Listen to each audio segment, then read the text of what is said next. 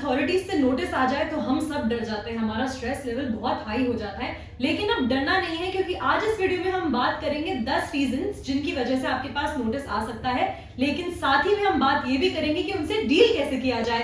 Hello and welcome back to our channel tax to win, India का tax expert. तो बिना किसी देरी के वो 10 रीजन जानते हैं और वीडियो की शुरुआत करते हैं। पहला रीजन है फेलियर टू डिलेट फाइलिंग। अब ये सबसे कॉमन रीजन भी है एक टैक्स पेयर के लिए नोटिस मिलने का। अब इसमें अगर आपने ड्यू डेट से पहले फाइल नहीं करी होती है अपनी आईटीआर, तो आपको income tax department under section 139(1) of income tax act notice भेजती है और उसमें लिखा हुआ होता है कि आप असेसमेंट ईयर के एंड होने तक ये आईटीआर फाइल कर ले। अगर आप ड्यू डेट तक आईटीआर फाइल नहीं करते हैं तो फिर आपके पास वैलिड रीजन होना चाहिए और प्रूफ्स भी होने चाहिए जो एक्सप्लेनेशन के टाइम पे आप दिखा पाए। सेकंड हमारे पास रीजन आता है मिसमैच्ड इनकम का। अब ये जो टीडीएस रिफंड का अमाउंट होता है, कई बार ये डिफरेंट हो जाता है फॉर्म 16 में और फॉर्म 26AS में, पर आइडियली ये जो अमाउंट है ये सेम होना चाहिए। तो अगर ये सेम नहीं होता है तो आपको नोटिस आता है अंडर सेक्शन 143(1). तो आप ये अमाउंट अलग ना करें, इसको मिसमैच ना करवाएं, ट्राई करें कि ये सेम ही रहे। पर फिर भी कुछ केसेस अगर ऐसे बन जाते हैं जब आपको लगता है कि नहीं आपका अमाउंट मैच नहीं हो रहा है, तो उस केस में आप डिडक्टर को अप्रोच करें। थर्ड हमारे पास है हाई वैल्यू ट्रांजैक्शन। अब इस केस में अगर आपने कोई हाई वैल्यू ट्रांजैक्शन किया है तो फिर आपको आईटीआर फाइल करनी होती है। लेकिन अगर आप आईटीआर फाइल नहीं करते हैं तो ऐसे टैक्स पेयर्स को इनकम टैक्स डिपार्टमेंट नोटिस भेजते हैं और साथ में वो आपसे ये भी पूछ सकते हैं कि आपके फंड्स का सोर्सेज क्या रहा है यहाँ पे। और फॉर एग्जाम्पल हम ले लेते हैं कि मान लो आपने क्रेडिट कार्ड से बहुत लार्ज कोई ट्रांजैक्शन कर लिया या कुछ हाई इन्वेस्टमेंट कर दी है या कोई प्रॉपर्टी खरीद ली और फिर उसको इनकम टैक्स रिटर्न फाइलिंग में शो ही नहीं करा, तो इस केस में आपके पास नोटिस आएगा और नोटिस के रिप्लाई में आपको प्रूफ्स भेजने पड़ेंगे, वैलिड रीजंस भेजने पड़ेंगे कि आपने आईटीआर फाइल क्यों नहीं करी। और अगर ऐसा नहीं कर पा रहे हैं तो विद इन 21 डेज, जिस दिन से आपको नोटिस आया है उसके विद इन 21 डेज में आपको आईटीआर फाइल करनी होगी। तो आप नोटिस का रिप्लाई सैटिस्फैक्टरी तरीके से दें और साथ ही में जितनी भी आपकी इनकम सोर्सेज है आप वो भी मेंशन करें। और अगर इनकम टैक्स डिपार्टमेंट अग्री कर जाता है तो केस क्लोज हो जाएगा। फोर्थ हमारे पास आती है नॉन डिस्क्लोजर ऑफ इनकम। अब जैसा कि ये टाइटल ही सजेस्ट कर रहा है, यानी आपकी कुछ इनकम आई आपके पास कुछ इनकम सोर्सेज से और आपने वो डिस्क्लोज ही नहीं की, तो इस केस में आपके पास नोटिस आता है अंडर सेक्शन 139(9) एंड 144(1). और अब अगर आपको ऐसे नोटिस से बचना है तो बहुत ही सिंपल तरीका है, आप अपने सारे फाइनेंशियल स्टेटमेंट्स कलेक्ट करें और जो भी इनकम आपकी जिस भी इनकम सोर्स से हो रही है उसे आईटीआर फाइलिंग के टाइम पे मेंशन कर दें। फिफ्थ हमारे पास है फॉर फाइलिंग डिफेक्टिव रिटर्न। अब इस केस में अगर आपने आईटीआर गलत आईटीआर फॉर्म से फाइल कर दी है तो फिर आपके पास नोटिस आ जाता है under section 139(9) of income tax act.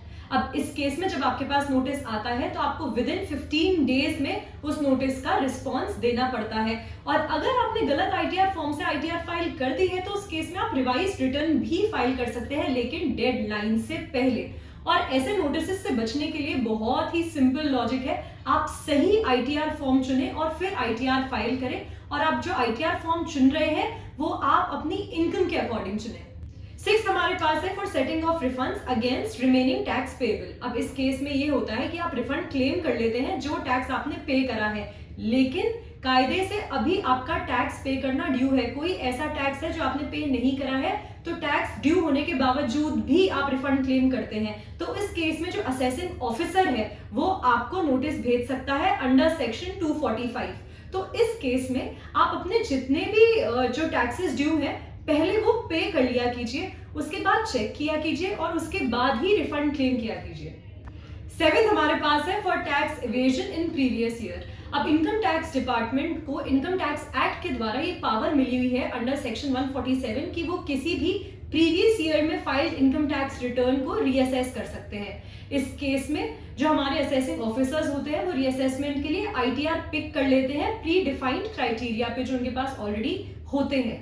अब इस केस में होता यह है, आपके पास नोटिस तभी आता है जब इनकम टैक्स ऑफिसर या असेसिंग ऑफिसर को ये बिलीव हो जाए या उनके पास कोई वैलिड रीजन हो कि जिस इनकम पे टैक्स लगना था वो असेसमेंट में शो ही नहीं की गई। एट्थ हमारे पास है miss reporting of long term capital gains.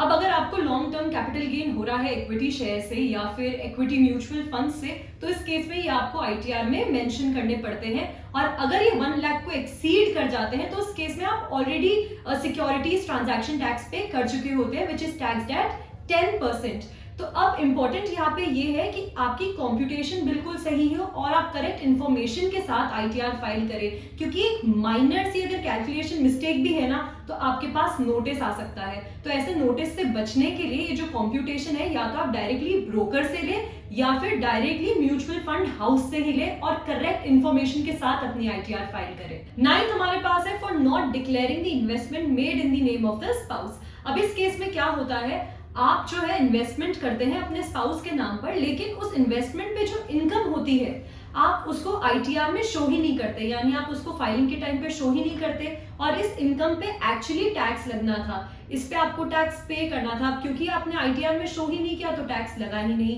इस केस में आपको नोटिस इशू किया जाता है under section 143(2) for detailed audit and scrutiny of the ITR filed or the income that is generated from the investment that you have made in the name of the spouse। और इस case में assessment proceedings के time पे आपसे question भी किया जा सकता है।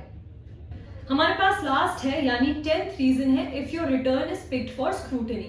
अब income tax department randomly returns pick करते हैं स्क्रूटनाइज करने के लिए ताकि टैक्स कंप्लायंस इंश्योर कर सके। अब इस केस में आपके पास नोटिस आता है अंडर सेक्शन 143(2) और अगर आपके पास ऐसा नोटिस आ जाए तो आप ये समझ जाइएगा कि आपकी रिटर्न स्क्रूटनाइज करी जा रही है असेसिंग ऑफिसर के द्वारा। अब इस केस में इंपॉर्टेंट ये है कि ये जो आपके पास नोटिस आया है आपको इसकी वैलिडिटी चेक करनी है, तो सबसे पहले वैलिडिटी चेक करें और फिर रिस्पॉन्स देने की सोचें। और अगर आप इस पे सूटेबल रिस्पॉन्स नहीं देते हैं तो आपको 10,000 रुपए तक की पेनल्टी भी देनी पड़ सकती है under section 272A of income tax act. अब अगर आपको लग रहा है कि नहीं आप तो इसका रिस्पॉन्स नहीं दे पाएंगे, बहुत डिफिकल्ट है, आपको समझ नहीं आ रहा है, तो किसी चार्टेड अकाउंटेंट से कंसल्ट करें और फिर टाइमली रिस्पॉन्स इस पे दे दें। और अगर आपको ऐसे नोटिस से बचना ही है तो अपनी जितनी भी इनकम है, जो भी इनकम टैक्सेबल है, वो सब आईटीआर फाइलिंग के टाइम पे शो करें, अपना टैक्स टाइमली पे करें। ऐसे नोटिस से बचने के लिए आपको कुछ भी नहीं करना है, आपको बस आईटीआर फाइलिंग के टाइम पे अपनी इनकम या जो भी इनकम टैक्सेबल है उसको सारा शो करना है, साथ ही में अपने टैक्सेस टाइमली पे करने हैं और उसके अलावा अपने डॉक्यूमेंट्स और एविडेंसेस आप हैंडी रखिए अगर इन केस ऑफ स्क्रूटनी आपको शो करने पड़ जाए तो इसी के साथ हमारे पूरे 10 रीजन खत्म होते हैं यहाँ पे। तो आप नोटिस आने का वेट मत कीजिए, आप अपनी आईटीआर टाइम से फाइल कीजिए। और अगर आपको लग रहा है कि आईटीआर फाइलिंग तो अभी भी बहुत स्ट्रेसफुल काम है तो आपको पता है आपका वन स्टॉप सोल्यूशन क्या है, tax to win. It is tax to win के साथ बहुत ही आसानी से अपनी आईटीआर फाइल करें और तभी भी आपको डिफिकल्ट लगे तो हमारे ईसीएस है आपको हर स्टेप पे गाइड करने के लिए। तो आप हमारे ईसीएस को बुक कीजिए और रिलैक्स फाइलिंग का आनंद उठाइए। तब तक के लिए मैं Priyanshi Keswani, I am signing off, but you do not forget to like, share, comment and subscribe to our channel Tax to Win।